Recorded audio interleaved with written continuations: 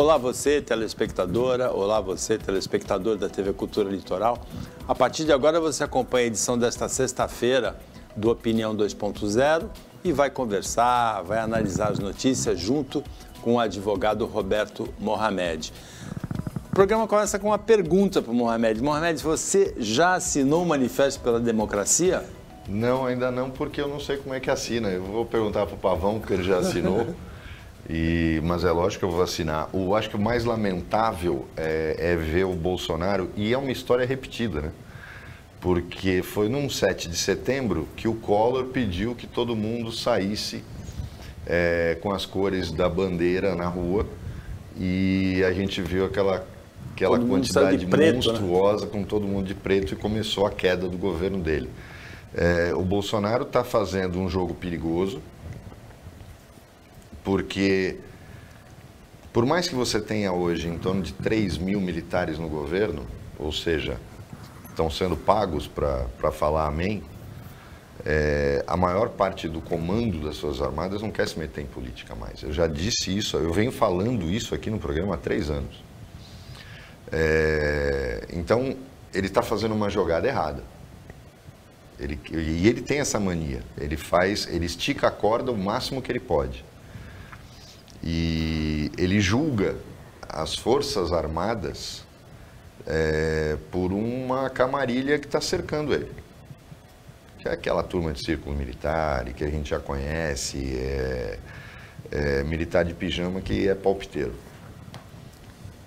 Então, é muito perigoso o que o Bolsonaro está fazendo.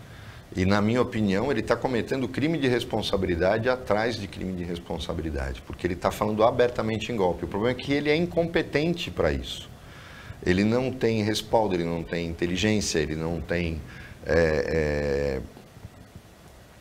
capacidade de fazer isso. E o Brasil não tem clima de golpe. O que o Brasil tem hoje são 2 caras que não servem para o Brasil, candidatos à presidência, que vão se enfrentar no segundo turno.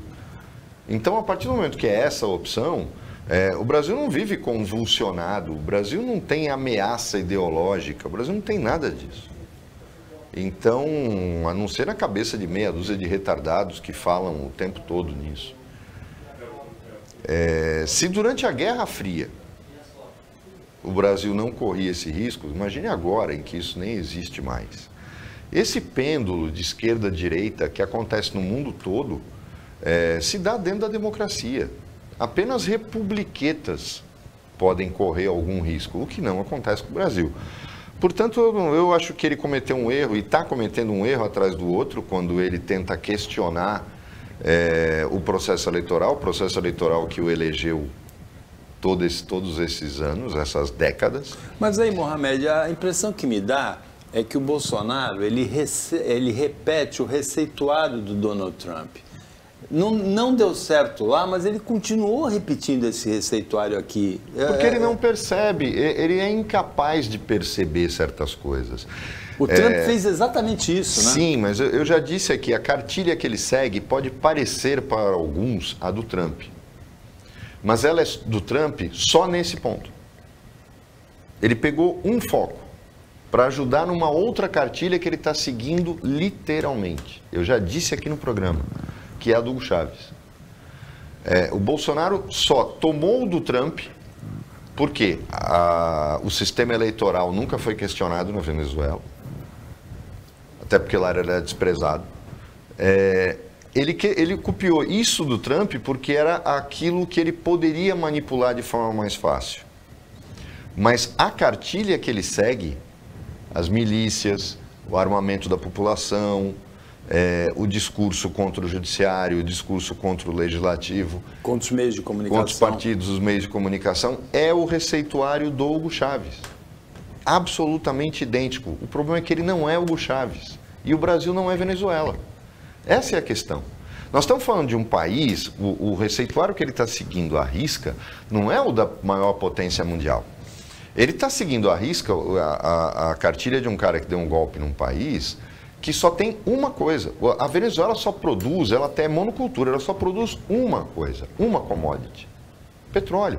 Mais nada. A Petrobras, a Venezuela não tem indústria, A Venezuela não tem agricultura, a Venezuela não tem instituições sociais, ela não tem nada. A Venezuela talvez seja um dos países mais atrasados e já foi um dos mais ricos do continente, num paradoxo. Por quê? Porque o petróleo alimentava a Venezuela.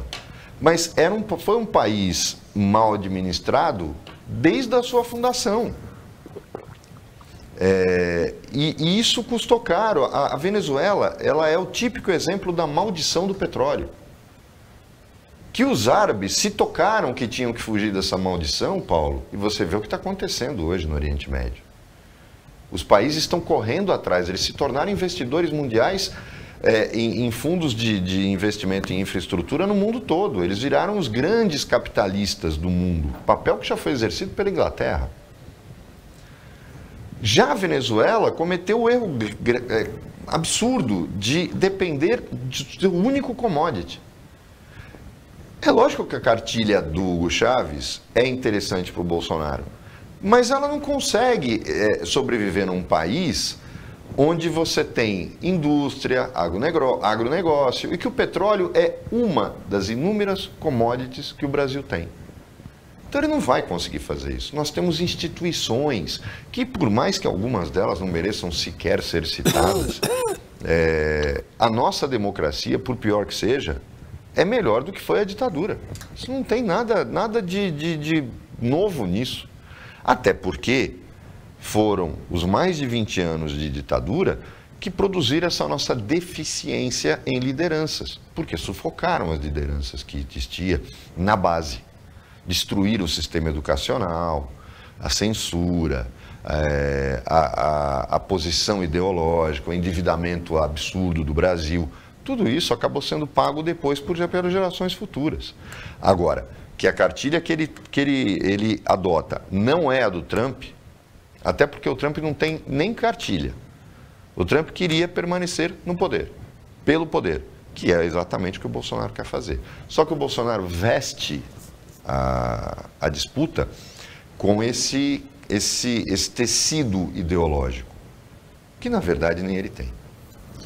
A disputa presidencial teve publicada ontem uma nova pesquisa, Datafolha, em que o ex-presidente Lula aparece na estimulada, quando os nomes dos candidatos são apresentados, com 47%, 18 pontos à frente de Jair Bolsonaro, com 29%, Ciro Gomes com 8%, Simone Tebet com 2% e o André Janones com 1 ponto percentual.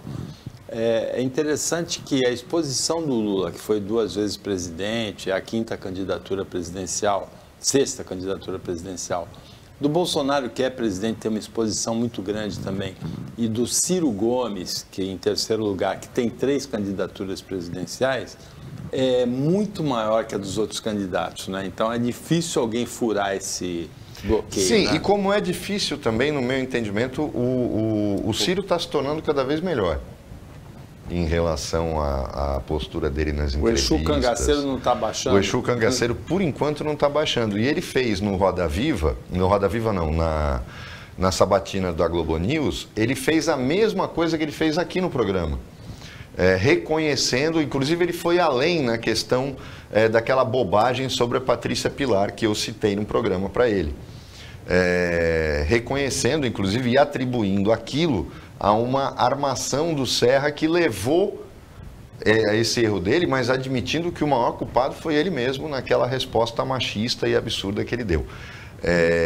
O Ciro melhorou em relação a isso, né? A gente só espera que ele consiga controlar o temperamento dele. Mas eu acho muito difícil imaginar que ele consiga crescer tanto em relação ao Bolsonaro, Paulo, porque ele não consegue penetrar no eleitor do Bolsonaro. Então, mesmo que ele trouxesse para ele Simone Tebet, Janones, ele não conseguiria encostar no Bolsonaro. E o eleitor do Bolsonaro não tem aquele perfil de entre Bolsonaro e Ciro, eu vou ficar com o Ciro. Então é muito difícil que ele fure esse bloqueio. Mas o mais interessante disso é a gente olhar para o segundo turno. Mas veja, também saiu nessa semana uma pesquisa Datafolha feita entre os jovens de 16 a 29 anos E o número de jovens que se inscreveu para votar esse ano é recorde em relação às eleições passadas. E aí o Bolsonaro tem 20% contra 51% do Lula e o Ciro 12%, quase encostado pelo erro técnico, pela margem de erro. O Haddad, no seu programa de rádio, fez uma definição corretíssima, que todo mundo, né, só o único que nasceu de direita foi o Haddad.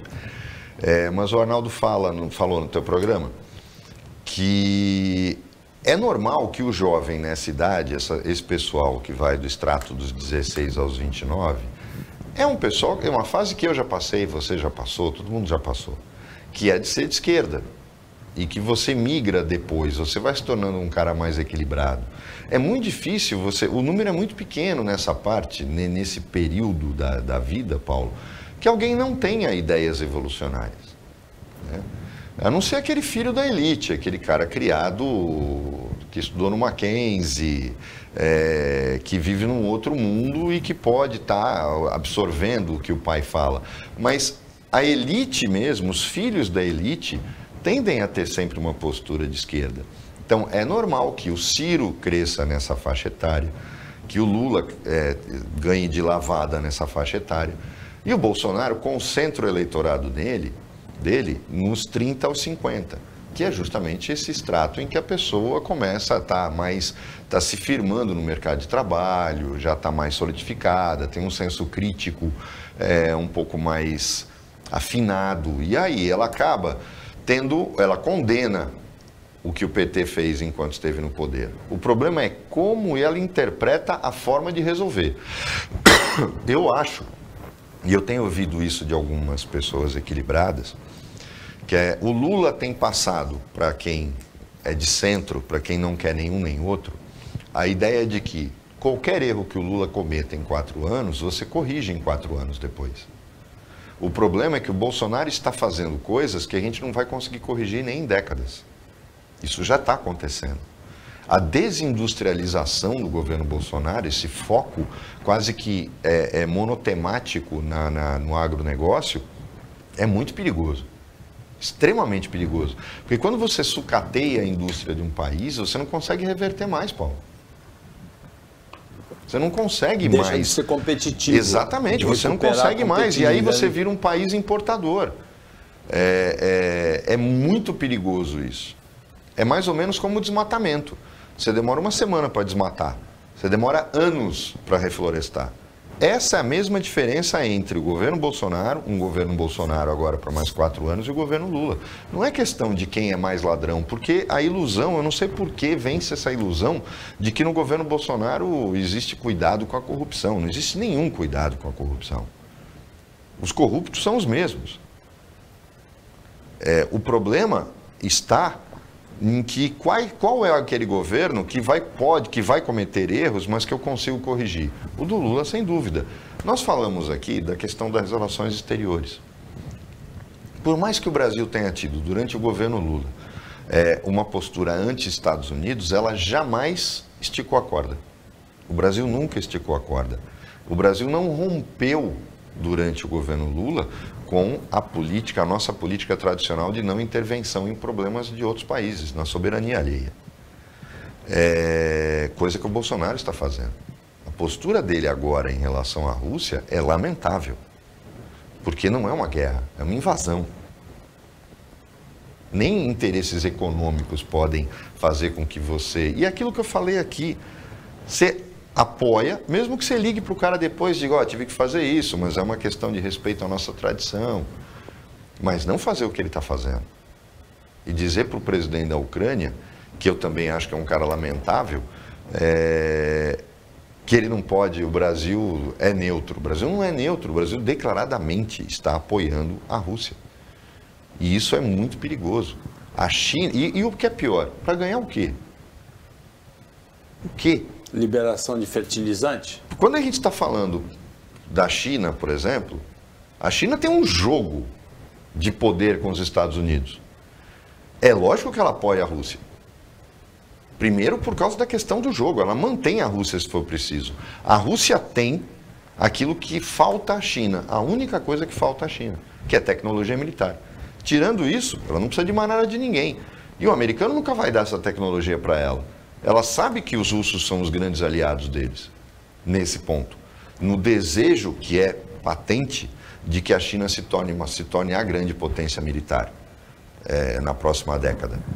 E isso só vai acontecer se ela tiver acesso a essas tecnologias russas. Ora, o momento é agora. Eu tenho que me contrapor. Então, a China tem um interesse claro, objetivo no que ela está fazendo. Qual é o objetivo do Brasil? Pelo amor de Deus, né? Adubo. Então, a gente não consegue conceber, não consegue entender a postura desse governo, porque ela não é só ideológica, ela é burra. O Opinião 2.0 volta depois do intervalo.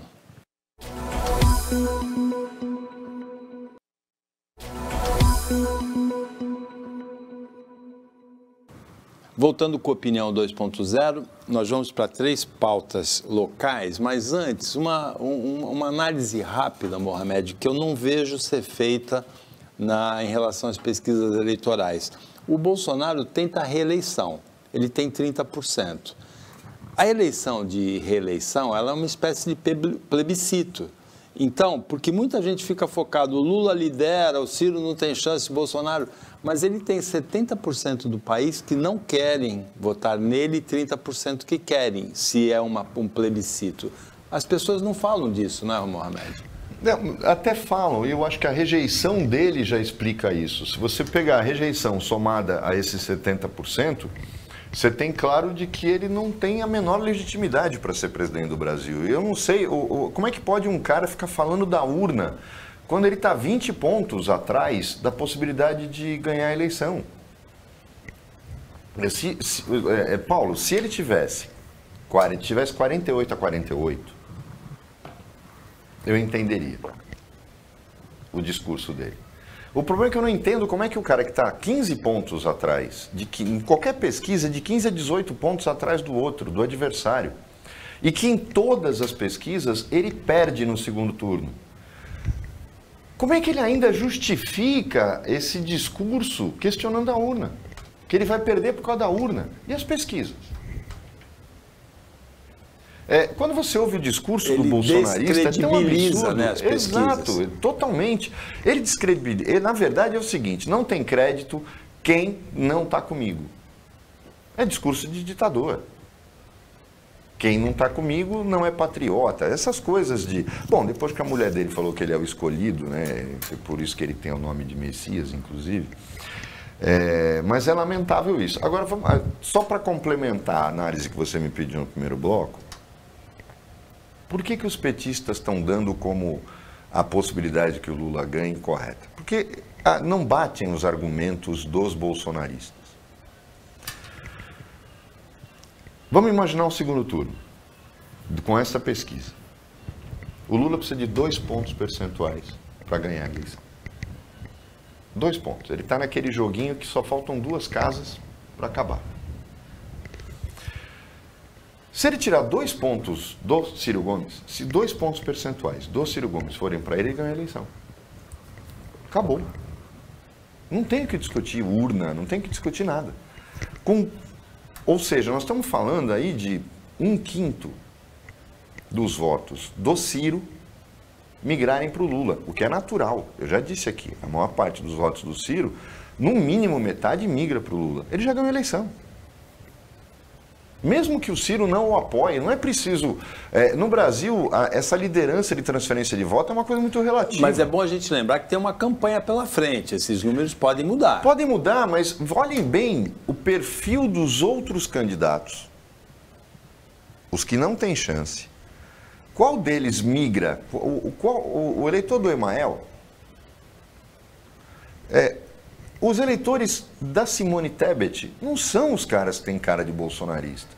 O eleitor do Ciro não tem cara de bolsonarista. O eleitor do Janones não tem cara de bolsonarista. Quanto o Bolsonaro herda deste bloco? E tem um detalhe, não sei se você está observando, Paulo, o número de indecisos está caindo muito.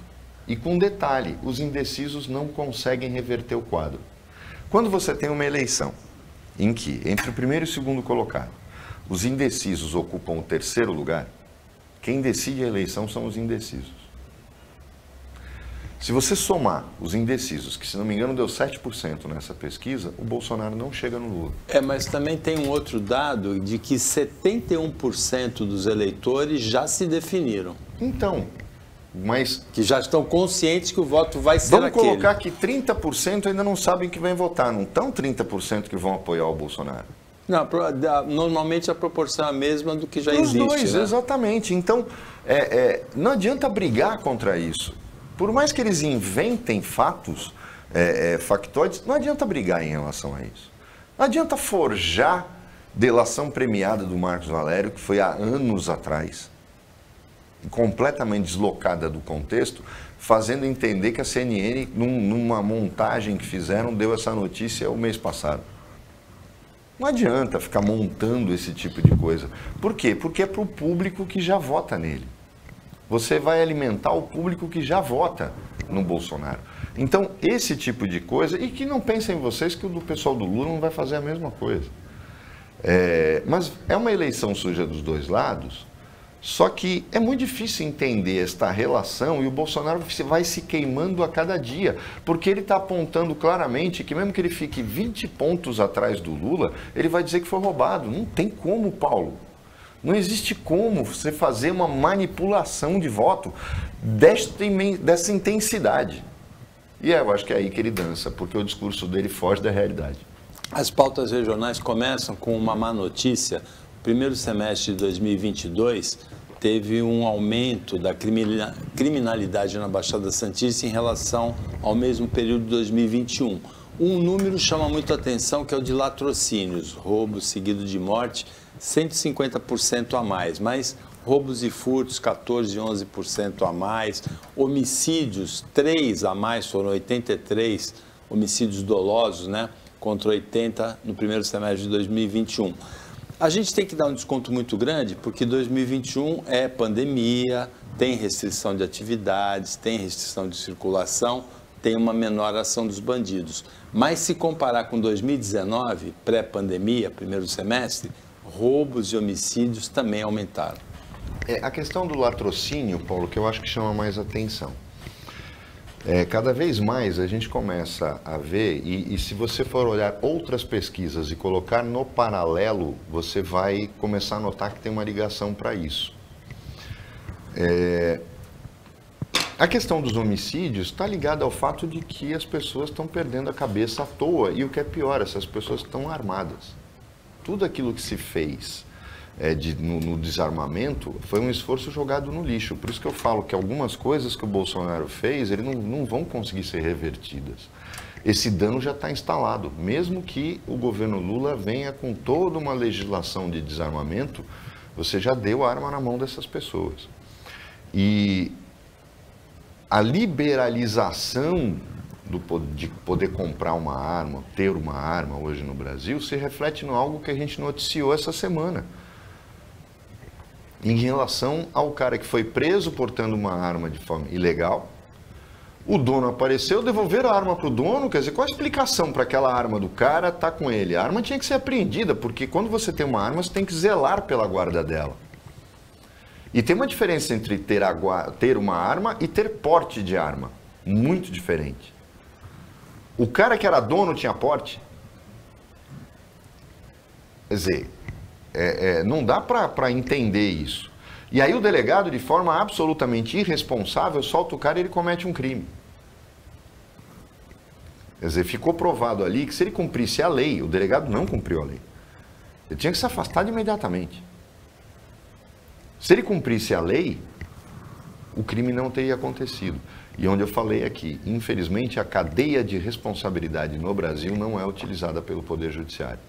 Agora, terça-feira, aqui vizinho da Baixada Santista, em Itariri, a prisão até aconteceu em Peruíbe, que é na Baixada Santista, um pai atirou 2 vezes contra um pastor que foi acusado pelo filho do atirador, que tem síndrome de Down, de ter havido uma tentativa de estupro. Primeiro tem a arma, segundo faz a tentativa de homicídio e terceiro tem um negócio de justiça com as próprias mãos, né? Nem a comprovação da acusação estava feita, né? É onde eu digo para você que as pessoas hoje estão, isso é nada mais, isso é equivalente ao espancamento de uma pessoa. A gente vai lembrar daquela mulher que foi espancada na favela, quando foi acusada por uma mulher de cometer crime. Em Guarujá e morreu, em Guarujá, né? E morreu. É a mesma coisa, é o julgamento imediato, sem prova, motivado por alguém que sabe manipular a informação. Neste caso específico, engraçado como isso me lembra, no caso da escola base, quando a criança chegou em casa, em nenhum momento a criança disse que tinha sofrido violência. A mãe interpretou o que a criança disse como a afirmação de que ela tinha sofrido violência sexual. Foi a interpretação. Porque se o delegado não fosse o retardado mental que ele era, o despreparado que ele era, ele teria analisado o contexto do que a criança disse, antes de fazer o circo que ele fez e destruir a vida daquelas pessoas. Esse pai ouve de uma criança que tem uma dificuldade de entendimento do mundo que a cerca e podia ser absolutamente verdadeira a afirmação. Mas o mínimo que ele podia fazer, que ele devia fazer, era permitir que os fatos fossem apurados. Por pior que seja a nossa polícia, ela tem que ser usada. Eu não posso criticar se eu não permito que ela trabalhe. Então, eu posso não confiar muito nela, mas eu tenho que deixar ela trabalhar. E quando ela quer, ela funciona.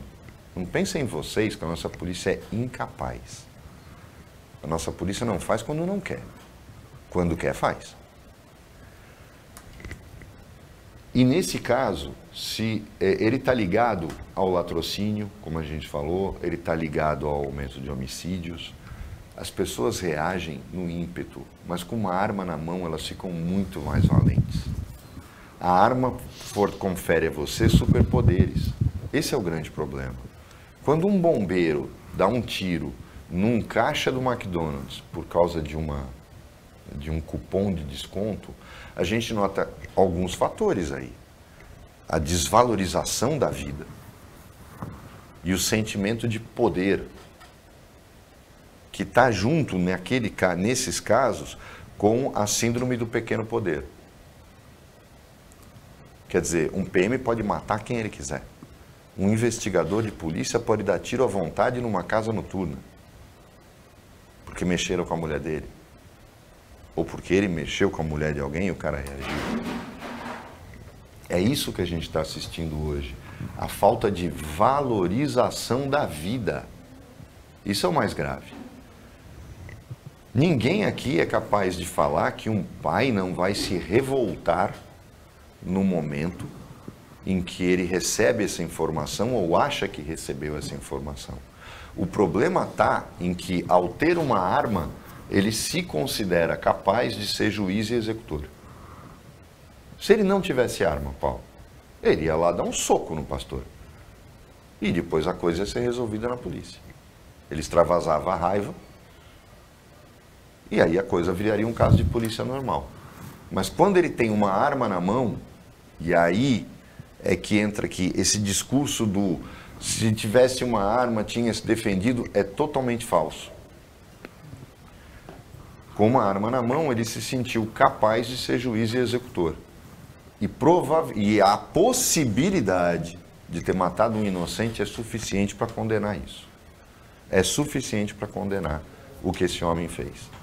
Isso aconteceu terça-feira em Itariri, aqui no Litoral Sul, e o pai foi preso, o pastor está sendo investigado e o Opinião volta depois do intervalo.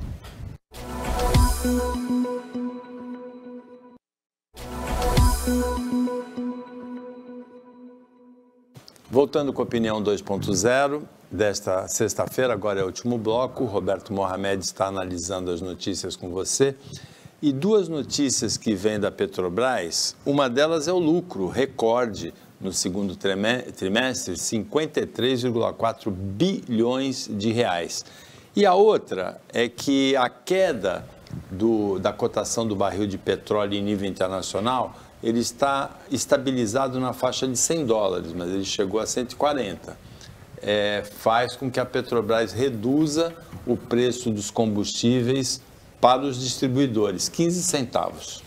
Na verdade, e a gente fala disso aqui o tempo todo, a alta do dólar anula a redução do preço do barril. Se a Petrobras utilizasse o critério correto de que 70% dos custos dela são em reais e não em dólar, você teria uma redução muito maior. E mesmo que você faça pela média cambial e pela média da redução do preço do barril nos últimos 6 meses, o preço podia ter caído muito mais. É onde eu falo que começam a fazer discurso, olha o que nós fizemos, mas na verdade não fez nada. Eu falava isso desde quando era bem mais novo, e eu lembro, eu era garoto quando a ponte do Mar Pequeno foi inaugurada pelo Maluf, e eu nunca vou me esquecer da minha resposta quando alguém falava, mas Maluf fez a ponte. Não, ele não fez a ponte, ele deixou de fazer 2.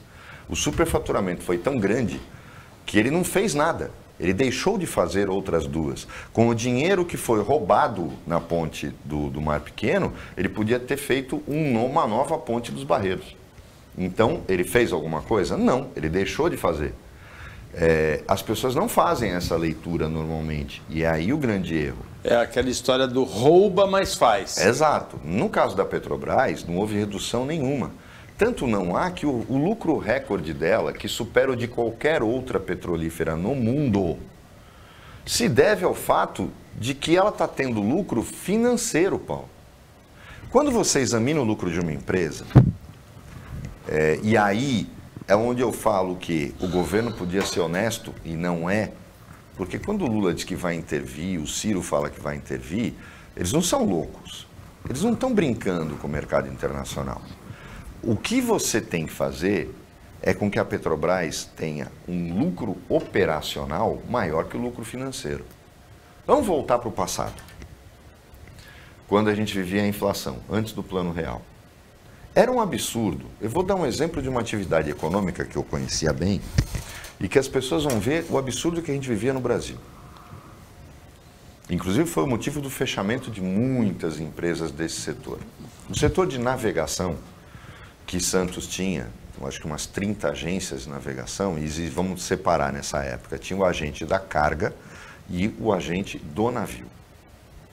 Não confundam com o despachante aduaneiro. Algumas agências, e como é que fazia a agência que fazia a proteção do navio? Ela recebia dinheiro do armador para pagar as despesas do navio enquanto ele estivesse no Porto de Santos. Ela recebia em dólar esse dinheiro, fazia a conversão no câmbio e botava no chamado over. Talvez a molecada hoje não sabe o que é isso. Mas haviam aplicações financeiras que faziam esse valor triplicar em um mês. Você lembra disso, você viveu essa fase, eu também. O lucro financeiro destas empresas era tão grande que muitas delas tinham lucro operacional zero. Por que lucro operacional zero? Porque no contrato com os armadores, eles dispensavam a taxa de proteção do navio, que era o honorário que o armador pagava para a agência para que ela fizesse esse serviço. Então, olha um absurdo. Uma empresa conseguia ter 100% de lucro financeiro e zero de lucro operacional. Isso não existe em nenhum lugar do mundo. Quando veio o Plano Real, foi uma quebradeira só. Porque aí elas não tinham receita e não tinha mais lucro financeiro. O que está acontecendo hoje na Petrobras é exatamente isso. Uma empresa que tem no lucro operacional, e ela é lucrativa do ponto de vista operacional, como todas as outras petrolíferas do mundo. Tem uma frase do Rockefeller, né? O melhor negócio do mundo é uma empresa de petróleo bem administrada e o segundo melhor negócio do mundo é uma empresa de petróleo mal administrada. Exatamente. O que ela faz? A Petrobras hoje, quando você olha o balanço dela, você nota que o lucro financeiro dela é infinitamente maior que o lucro operacional. Tem alguma coisa errada. tem alguma coisa errada. E eu já disse aqui, nenhum tribunal do mundo vai condenar o governo, como maior acionista, de intervir na política de preços, reduzindo esse lucro financeiro. Ninguém está falando para diminuir o lucro operacional. A Petrobras está manipulando números. Quando ela fala do lucro dela, ela não expõe quanto é lucro financeiro e quanto é lucro operacional. Esse é o grande problema. E a gente está vendo o quê? Um reflexo por toda a economia, por toda a cadeia produtiva, com base nos valores absurdos dos combustíveis. Eles estão alimentando toda a cadeia inflacionária. E isso, para mim, tem que ter uma política, tem que resultar numa política imediata do governo e de intervenção, tomando cuidado em não ferir os interesses de uma empresa que tem ações na Bolsa. Mas é focando o lucro financeiro. Ninguém vai condenar um governo que determine a redução do lucro financeiro para que o lucro operacional da Petrobras se adeque a qualquer outra petrolífera no mundo. Se ela desse prejuízo operacional, aí sem dúvida nenhuma, o governo poderia até estar exposto a esses problemas, o que não é verdade. É uma grande mentira que está sendo colocada. Agora, Mohamed, as economias do mundo todo apresentam problemas pós-pandemia, que era alguma coisa bastante previsível, né? Vários setores da economia sentem falta de insumos por conta da interrupção da produção, até porque na pandemia não ia ter o consumo, então não foi produzido, a capacidade ficou ociosa. Você mesmo várias vezes se referiu aqui à dificuldade de embalagem, o setor de vinho do Brasil, que não tem garrafa para envasar a produção esse ano. O PIB, o Produto Interno Bruto dos Estados Unidos, retrocedeu 0,9% no segundo trimestre, foi anunciado ontem, é a segunda redução seguida, tecnicamente é recessão. Então, aí a gente olha para o tamanho da economia americana, e eu concordo com você, a redução é mundial. A China teve redução. A China teve desaceleração. Exato, mas por quê? Não chegou à redução. Por quê? Por causa dos inúmeros lockdowns. Porque a China tem uma política mais agressiva em relação a isso. Mas nós estamos pagando o preço da falta de ação e falta de reação de uma política econômica feita por uma equipe que não tem a menor competência para gerir um país, que é a equipe do Bolsonaro. As respostas que eles deram a isso é que estão provocando que no Brasil os efeitos sejam devastadores. Porque esta redução nos Estados Unidos, por exemplo, não tem um efeito devastador. Eles têm capacidade econômica e estão fazendo isso para fazer investimentos maciços, retomando a produção de bens e itens que eles pararam de produzir para produzir na China. Os Estados Unidos aprenderam a lição. E a gente continua sem aprender nada. Não houve retomada, Paulo, em nenhum setor. Parece que o Brasil vai voltar a produzir o ingrediente farmacêutico ativo porque sentiu na pele. Sim, mas só isso. Agora, você não tem no Brasil nenhuma perspectiva de que a gente volte a produzir o que a gente já produzia nos anos 70, 80 e 90 e que a partir do final dos anos 90 a gente foi deixando porque importar era mais barato. Inclusive, muito durante o governo Lula, que ontem se referiu a esse assunto querendo retomar, né, a produção. Sim, mas a desindustrialização provocou isso. E é uma desindustrialização motivada pelo investimento maciço no agronegócio, por um tema só, em vez de... O Brasil parou de investir em pesquisa, o Brasil não investe mais nada em pesquisa. Sem tecnologia, a indústria fica defasada. Por isso que eu estou falando, são erros que vão demorar décadas para serem corrigidos. O país tem uma boa notícia, relativamente, o país gerou 278 mil empregos com carteira assinada em junho. Houve 1.600.000 demissões, mais quase 1.900.000 admissões. É preciso examinar Só que esses com números. renda menor, né? Então, não, mas é preciso examinar esses números, Paulo. Como eu falei aqui da desindustrialização. Esses números só existem, e quando eu perdi 8 milhões de postos de trabalho, eu não posso comemorar 274 mil de postos abertos. Onde estão esses postos? Eu acho que esta é a grande questão. Esses postos de trabalho estão nos serviços. O que provocou esse aumento, esse superávit de vagas de trabalho, foi o setor de serviços. Que retomou, né? Ou seja, a indústria continua diminuindo ano a ano. Nós vamos pagar um preço muito alto por isso. Escrevam o que eu estou falando. Nós não estamos mais agindo como um país que planeja seu futuro. O que acontece hoje é que a gente começa, olha, está gerando emprego. Está gerando emprego aonde? Em padaria, em supermercado. E na produção? Está caindo a cada dia. Quando você vai hoje, eu desafio qualquer um, nem desafia, mas pedir que as pessoas façam essa observação. Vá no posto de gasolina onde você abastecia e tente lembrar quantos funcionários tinham em 2019 ou 2018. E veja quantos tem hoje. E você não pode dizer que automatizaram. Não automatizaram nada. Porque no Brasil não tem self-service de combustível. É uma coisa que não pegou aqui e não pega aqui. Você vê um número reduzido de funcionários trabalhando a mesma coisa que os outros. Foi aumento de produtividade? Não, é levar à exaustão. E foi queda de qualidade no trabalho. Então, quando você começa a reparar que todos os setores emagreceram, olha lá. Você está falando de 270 mil, 124 mil no setor de serviços, Paulo. Isso é uma coisa absurda. A gente não está... E aí as pessoas falam do comércio, eu coloco os dois meio que no mesmo patamar. Por quê? Porque o verdadeiro crescimento econômico ocorre na indústria. Senão a gente caminha para uma Venezuela. A gente não tem indústria e a gente importa tudo. Qual é o valor agregado de eu exportar soja?